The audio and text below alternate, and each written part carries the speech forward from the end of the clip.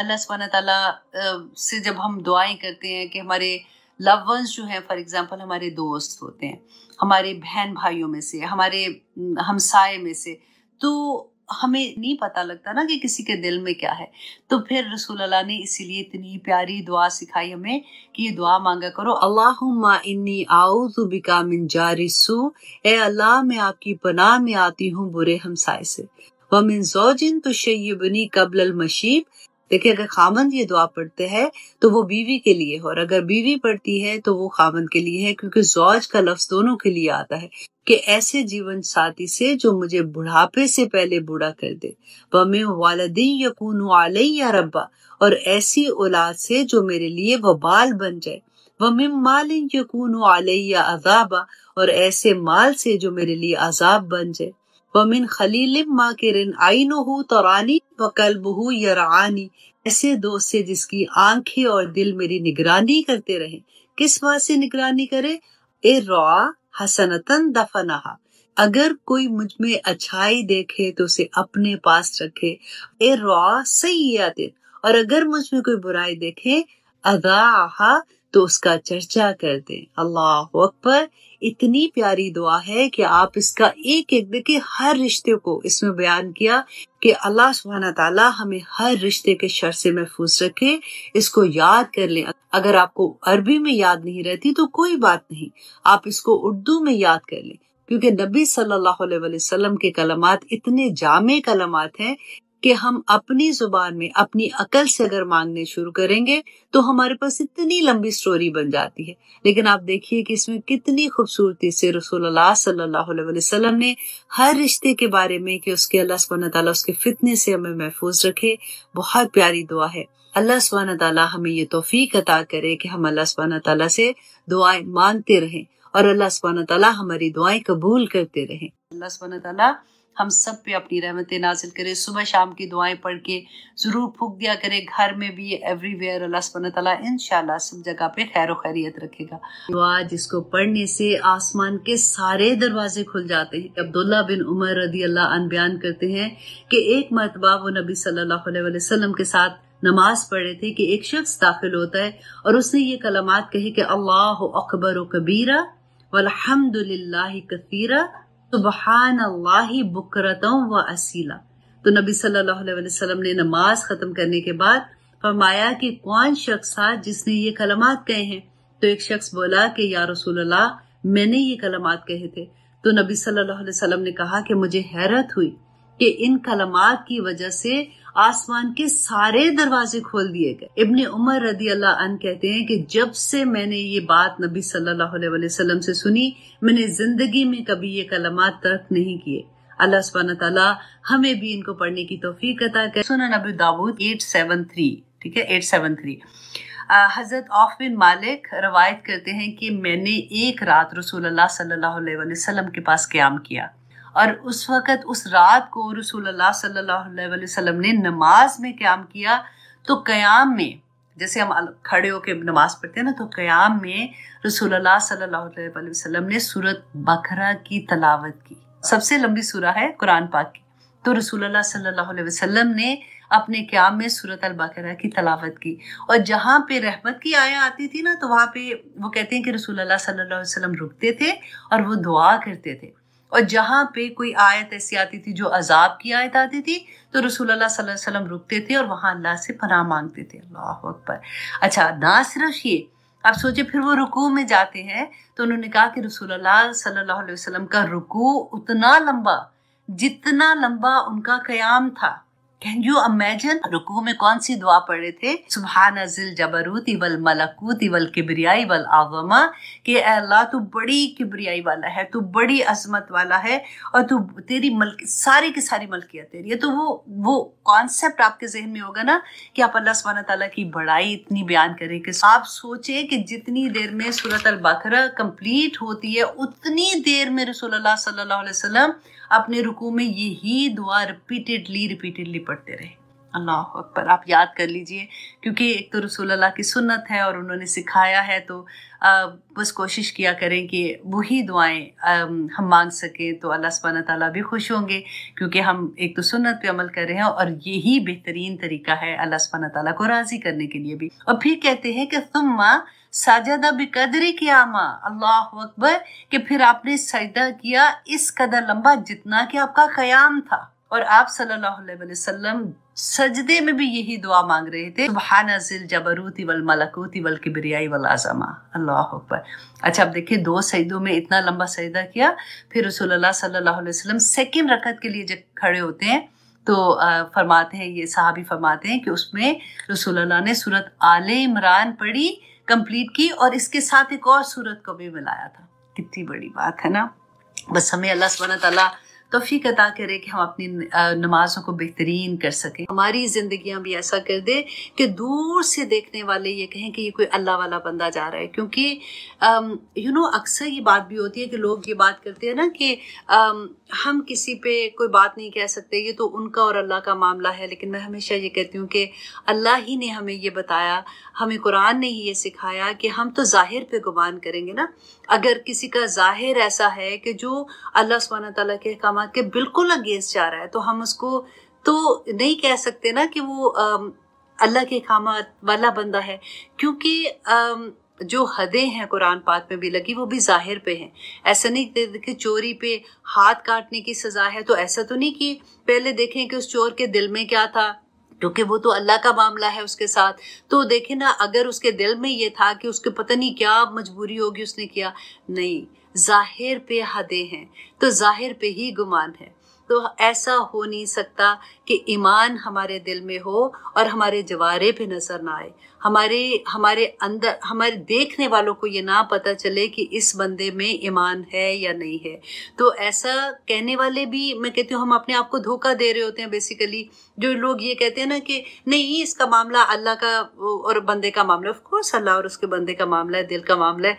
लेकिन आप ये अपने आप को धोखा मत दीजिएगा, ना मैं दूं, ना अल्लाह सुब्हानहू तआला रहम करे कोई और अपने आप को धोखा दे कि हम अल्लाह की नाफरमानियां खुले आम करते रहें और हम कहें कि हम तो दिल से बड़े नेक हैं, अल्लाह सुब्हानहू तआला जानता है।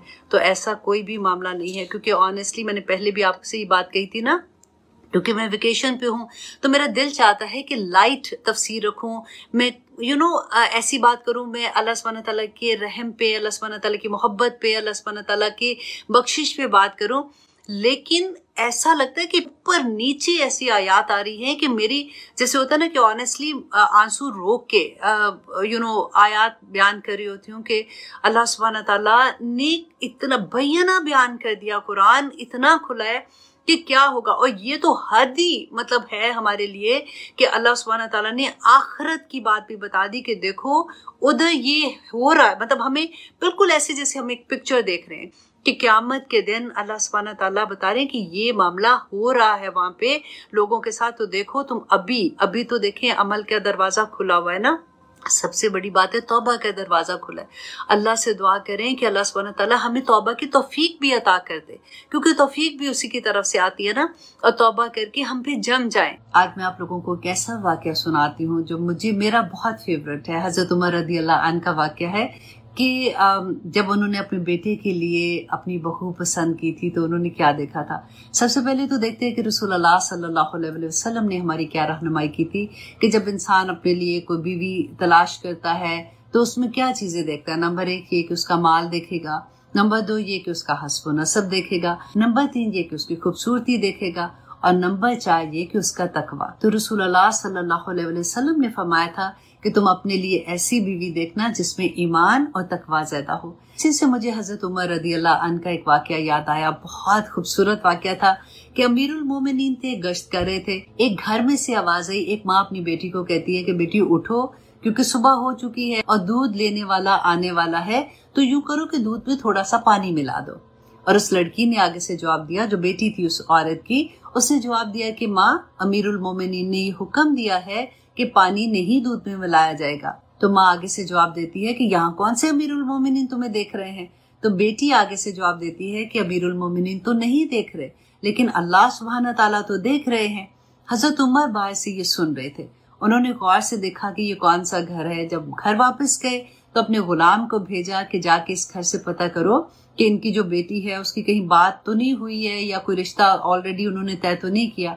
जब गुलाम ने आके बताया कि उसका कोई रिश्ता नहीं तय हुआ तो उन्होंने अपने बेटे का रिश्ता उसके लिए भेजा और वो बच्ची फिर अमीरुल मोमिनीन के घर बहू बन के आई। उन बच्चों को अल्लाह सुब्हानहू तआला ने एक बेटी से नवाजा। जब वो बच्ची बड़ी हुई तो उसकी शादी बनु उमैया में अब्दुल अजीज से हुई और अल्लाह सुब्हानहू तआला ने उस बच्ची को जो बेटा नवाजा उसका नाम था उमर बिन अब्दुल अजीज, जिनके बारे में ये कहा जाता था कि उनका दौर खिलाफत ऐसा था कि उस जमाने में रसूलुल्लाह सल्लल्लाहु अलैहि वसल्लम का दौर याद आ जाता था। तो जब माँ बाप ऐसे होंगे, जब बीज ऐसा बोया जाएगा तो दरख्त तो ऐसे ही लगेंगे ना। इसलिए हमें भी ये देखना चाहिए कि जब हम माएँ अपनी बहुएं पसंद करती हैं या बच्चे अपनी बीवी पसंद करते हैं तो किन चीजों को देखना जरूरी है। अल्लाह सुब्हानहू तआला हम सबको तौफीक अता करे कि हम अमल करने वाले बन जाए। आमीन सुम्मा आमीन। हर एक ने ये महसूस किया होगा कि कभी कभी तो हमारे ईमान का लेवल इतना हाई होता है कि हम नेकियों में भाग रहे होते हैं। हमें नमाज, तस्बीहात, लोगों की खिदमत करना और सब कामों में ऐसे लगता है कि बस जिंदगी में यही कुछ है। और कभी कभी एकदम से यूं लगता है कि नफल नमाज पढ़ना भी मुश्किल हो जाता है। तो ऐसे टाइम पे जब हमें बहुत गिल्ट होता है कि ये क्या हमारे साथ हो रहा है, आइए देखते हैं कि क्या सहाबा भी ऐसी फीलिंग से गुजरते थे। हजरत हंजला रदी अल्लाह अन्हु बयान करते हैं कि एक मर्तबा हम रसूलुल्लाह सल्लल्लाहु अलैहि वसल्लम के साथ थे तो नबी सल्लल्लाहु अलैहि वसल्लम जन्नत और दोज़ख के बारे में बयान कर रहे थे और ऐसे लग रहा था कि हम जैसे जन्नत और दोज़ख को अपनी आंखों के सामने देख रहे हैं और हम दोज़ख से पनाह मांग रहे थे। उसके बाद हम जब अपने घर वापस लौटे तो हम अपने अहलो-याल में मसरूफ हो गए और हंसना बोलना शुरू हो गए। हजरत हंजला कहते हैं कि अचानक मुझे वो फीलिंग याद आई कि जब मैं हुजूर सल्लल्लाहु अलैहि वसल्लम के साथ बैठा हुआ था तो उस वक्त मेरे दिल की क्या हालत थी। तो कहते मैं अचानक फौरन मैं घर से निकला और मुझे रास्ते में हजरत अबू बकर सिद्दीक मिले। तो हजरत अबू बकर सिद्दीक ने पूछा कि हंजला कहाँ जा रहे हो। तो कहते मैंने कहा कि हंजला मुनाफिक हो गया। हजरत अबू बकर सिद्दीक ने कहा कि वो कैसे। तो हजरत हंजला कहते हैं कि मैंने कहा कि जब हम नबी सल्लल्लाहु अलैहि वसल्लम की महफिल में होते हैं तो हमारे दिल की वो कैफियत होती है कि बस दिल चाहता है कि किसी तरह से हम ये नेकी का काम कर ले, हम नेकी के इस काम में भागे, हम अल्लाह सुब्हानहू तआला को कैसे राजी कर ले, दोज़ख से पनाह मांगते हैं। लेकिन जब हम अपने घरों में वापस आते हैं तो हमारी वो कैफियत नहीं होती है। तो हजरत अबू बकर सिद्दीक ने कहा कि मेरा भी यही हाल होता है। फिर वो दोनों नबी सल्लल्लाहु अलैहि वसल्लम के पास गए और उनसे अपने दिल का हाल बयान किया। नबी सल्लल्लाहु अलैहि वसल्लम ने फरमाया कि हंसला, अगर तुम्हारी वो कैफियत जिस वक्त तुम मेरे साथ बैठे होते हो वही कैफियत तुम्हारी घर में भी रहे और सारा वक्त तुम उस कैफियत में रहो तो बिस्तरों और रास्तों में फरिश्ते तुम्हारे साथ मुसाफा करें। अल्लाह अकबर। एक और हदीस से ये पता चलता है कि नबी सल्लल्लाहु अलैहि वसल्लम ने फरमाया कि ईमान की हालत हर वक्त एक जैसी नहीं होती है। और उस वक्त उन्होंने जो एग्जाम्पल दी थी वो चांद की एग्जाम्पल दी थी कि जैसे चांद घटता और बढ़ता रहता है इसी तरह से ईमान का लेवल भी घटता और बढ़ता रहता है। अब हमें परेशान होने की जरूरत नहीं है। जिस वक्त हमें ये लगता है कि हम थोड़ा सा डाउन फील कर रहे हैं या हमारा ईमान का वो लेवल नहीं है तो हमें अपने आप को पुल बैक करना होगा और यही जहाद है। अल्लाह सुब्हानहू तआला हमें तौफीक अता करे कि हम नबी सल्लल्लाहु अलैहि वसल्लम के पैगाम को समझने वाले और अमल करने वाले बन जाए। आमीन सुम्मा आमीन। जो ये बच्ची इस वक्त अल्हम्दुलिल्लाह एक नई जिंदगी में करेगी, अल्लाह सुब्हानहू तआला इसके लिए आसानियां करे, नए घर में आसानियां करे, उस रिश्ते में आसानियां करे। देखिए अल्लाह सुब्हानहू तआला ने कुरान पाक में जितना इस यूनिट पे काम किया है ना, ये सबसे छोटा यूनिट है माँ बाप का। ये दो रिश्ते जब मिलते हैं क्योंकि इन्होंने नई नस्ल को आगे चलाना है, मुसलमान बच्चे पैदा करने हैं। आज आप अपने अराउंड देख लें सारा कुछ क्या हो रहा है। और ये यूनिट पे काम कैसे कि अल्लाह सुब्हानहू तआला ने फरमाया कुरान में कि तुम एक दूसरे का लिबास हो।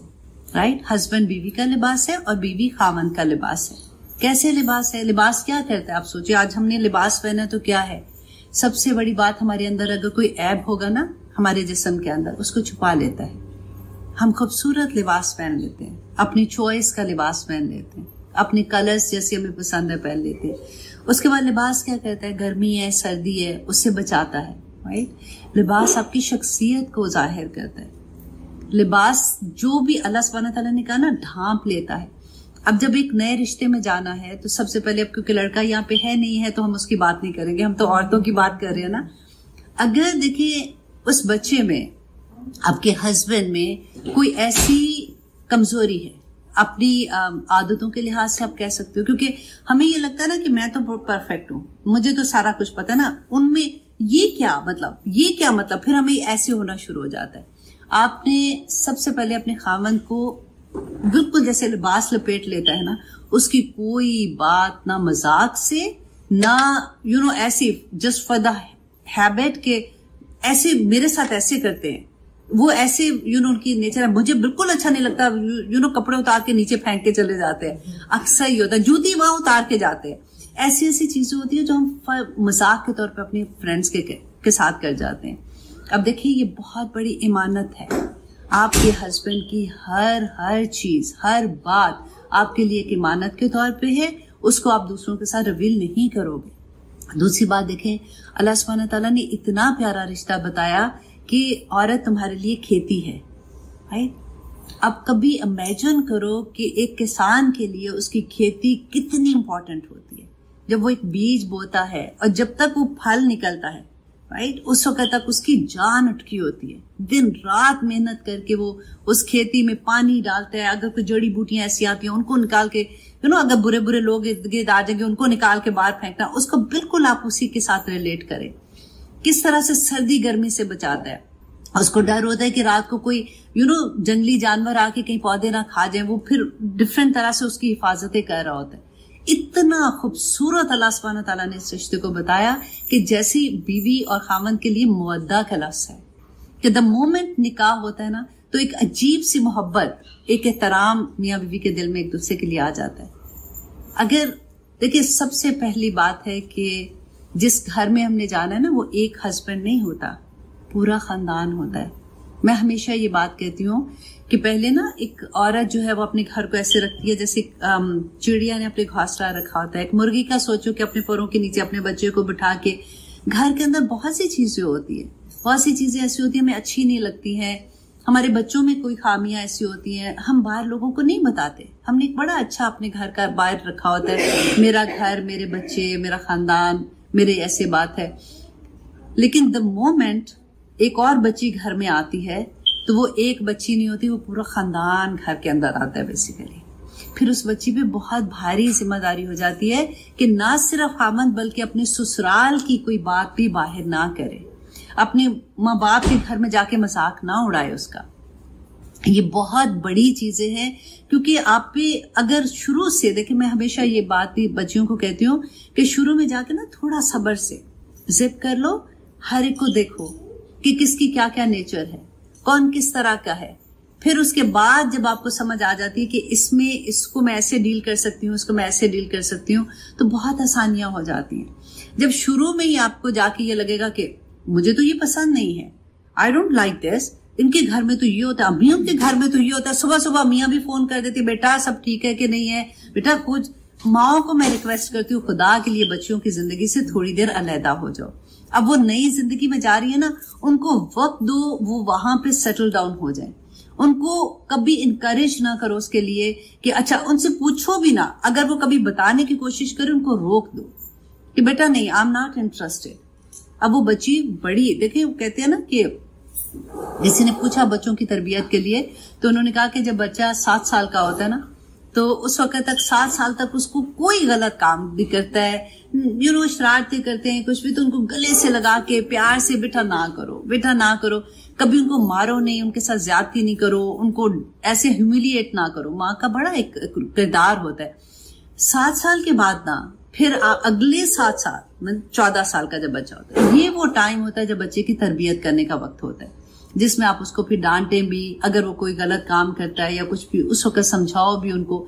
लेकिन उसके बाद 14 साल के बाद वो बच्चा जो है ना, वो तनावर दरख्त बन चुका होता है, अब वो फल देने वाला बच्चा है। अब आपने जो तरबियत की है ना, वो जाहिर होने का वक्त होता है। फिर आप उसको कुछ नहीं कह सकते, फिर माओ को सिर्फ दुआ करनी पड़ती है कि अब मैंने जो तरबियत की थी, अब उसके मुताबिक ये बच्चा एक्ट कर रहा है अपनी जिंदगी में। तो ट्राई कि जब अपनी नए घर में जाते हो तो वो माँ की तरबियत जो इतने साल आपको मिली है ना, उसको प्रूव करो उधर जाके। आजकल मैंने बहुत सुनती हूँ, बच्चों की शादियां होती हैं, शादियां हुई फिर खत्म हो गई जी, अब डिवोर्स हो रही है, अल्लाह ना करे ऐसे हो रहा है। रीजंस कुछ भी नहीं है, इट्स जस्ट अना का मसला। मैंने ये किया था। अच्छा, अब तो मुसीबत ये है कि हमारे जमाने में ये होता था कि हस्बैंड कमाते थे, हम लोग आराम से याशी से खा पी रहे होते थे, अगर काम भी कर रहे थे तो अपने शौक से करते थे, नहीं करना तो नहीं करना, करना है तो करना है, वो वाली बात होती थी। लेकिन अब आजकल की सिचुएशन में हर दोनों को काम करना पड़ता है, क्योंकि जिंदगी गुजारने के लिए खर्चे ही इतने ज्यादा हो गए। हमारी वो कहते हैं ना, नीड्स एंड वांट में हमें फर्क ही खत्म हो गया। तो वो जब औरत घर से निकलती है, थक टूट के घर आती है वापस, वो वक्त बच्चों को नहीं दे सकती है। अब आगे जो प्रॉब्लम क्या हो रहा है कि हमारी नई नस्लें जो है ना, वो बेचारी इसको सफर कर रही है, क्योंकि माँ को जो अल्लाह सुब्हानहू तआला ने कहा था ना कि आदमी की जिम्मेदारी है वो कमाएगा, वो नानो नुफ्का, औरत की जिम्मेदारी पूरी आदमी के ऊपर। अल्लाह सुब्हानहू तआला ने इतना बड़ा काम, देखो आदमी के ऊपर जो जिम्मेदारी थी, देखो औरत तो कमाती है, उसकी कोई जिम्मेदारी नहीं है, दे तो दे, नहीं पैसे घर में देती तो उस पर वो फर्ज नहीं है। लेकिन आदमी जो है उसके ऊपर यहां तक है कि वो उसने घर का खर्च चलाना है सारा, राइट। तो इसलिए उसको एक दर्जा ऊपर अल्लाह सुब्हानहू तआला ने मुकाम दिया, क्योंकि वो अपनी कमाना कोई आसान तो नहीं है, क्योंकि सुबह से शाम तक, और हर एक की जॉब को इतनी अच्छी भी नहीं होती है कि वहां गए, बड़ा अच्छी जॉब थी, आराम से जॉब करके आगे, कई कई जगह पे ह्यूमिलिएशन होती है, कई कई जगह पे उनका दिल भी नहीं होता कि वहां पे काम करना, लेकिन उनको करना पड़ता है। कई जॉब इतनी मुश्किल होती है, वो तब भी करते हैं, क्यों करते हैं? फैमिली को सपोर्ट करने के लिए, राइट। तो अल्लाह सुब्हानहू तआला ने उनको एक दर्जा दिया। औरत का क्या काम अल्लाह सुब्हानहू तआला ने कहा? वो घर में उन बच्चों को, जो नई नस्ल है ना, उसको तरबियत करनी थी।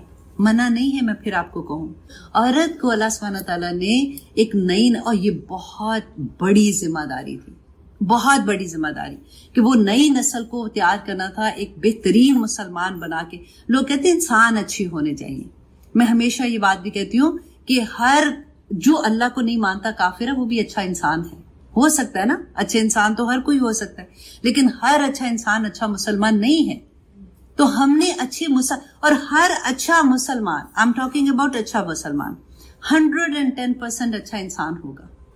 तो इसलिए हमें मुसलमान बच्चों को बड़ा करना था, हमारी जिम्मेदारी कुछ और थी। हमने छलांग लगाई मेरे समेत मुझे भी बड़ा शौक होता था कि क्या मतलब, घर में तो मैं बोर होती हूँ, मुझे काम करना है। हमने जब बाहर निकले ना, तो हमने कंप्रोमाइज किस चीज को किया? आप मुझे बताएं, किसको किया कंप्रोमाइज? घर को। बहुत बड़ा कंप्रोमाइज है ये, क्योंकि घर को किया, बच्चों को किया, अगली नस्ल को किया।